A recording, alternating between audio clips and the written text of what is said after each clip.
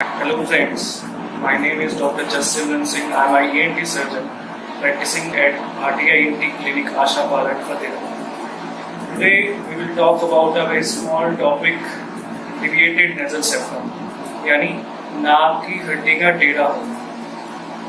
अब नाक की हड्डी बहुत सारे पेशेंट्स पूछते हैं, मेरे को तो कोई दिक्कत थी नहीं, अभी कुछ ही महीने से दिक्कत हुई है, मेरी इतनी 40 साल की उम्र हो गई।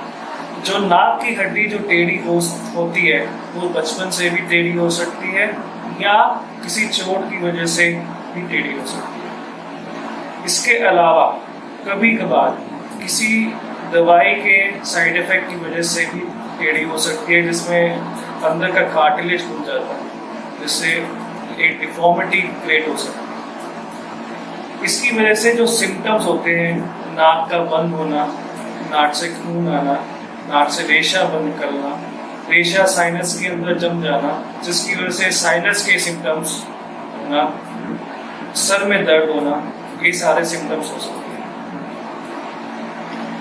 अब ये सिम्टम किसी को 15 साल की उम्र पे भी हो सकते हैं, किसी को 45 साल की उम्र पे भी हो सकते हैं, किसी को ज़्यादा उम्र पे भी हो सकते हैं। ऐसा भी होता है कई बार नाक की हड्डी अच्छी खासी टेढ़ी होती है पर सिम्टम नाक में नहीं होते, कान में होते हैं।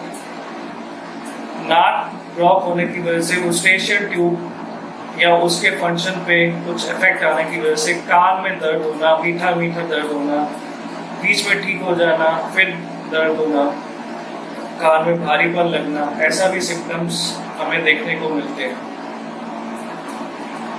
अब नाक की हड्डी टेढ़ी है तो उसको हम किसी भी दवाई से ठीक कर पाना थोड़ा सा मुश्किल रहता है। हाँ, अगर साइनस की वजह से, साइनस के सिम्टम्स की वजह से नाक बंद है तो ऐसी कंडीशन में जरूर हम दवाइयों से ठीक किया जा सकता है।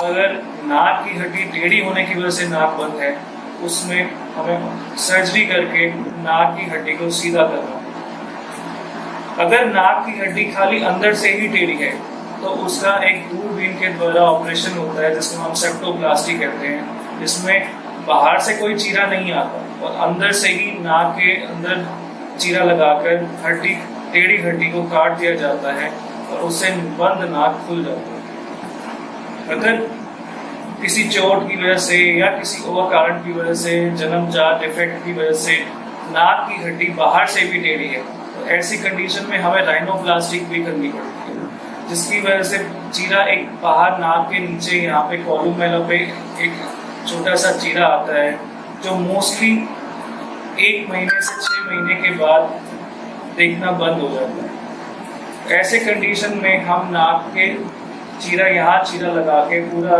मांस ऊपर करके जो भी डिफेक्ट है उसको हम ठीक करते हैं। किसी की नाक दबी होती है जिसको हम सैडल नोज डिफॉर्मिटी कहते हैं, उसमें हम कार्टिलेज बना के उस डिफेक्ट को ठीक कर सकते हैं।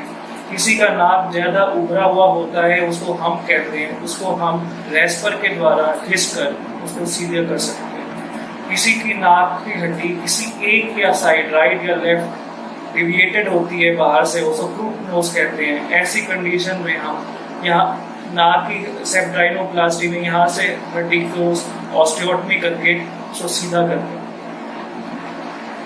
छोटा सा ऑपरेशन होता है, बहुत कोई कॉम्प्लिकेटेड ऑपरेशन नहीं होता और most of the time results 100% और नियर टू 100% रहते हैं।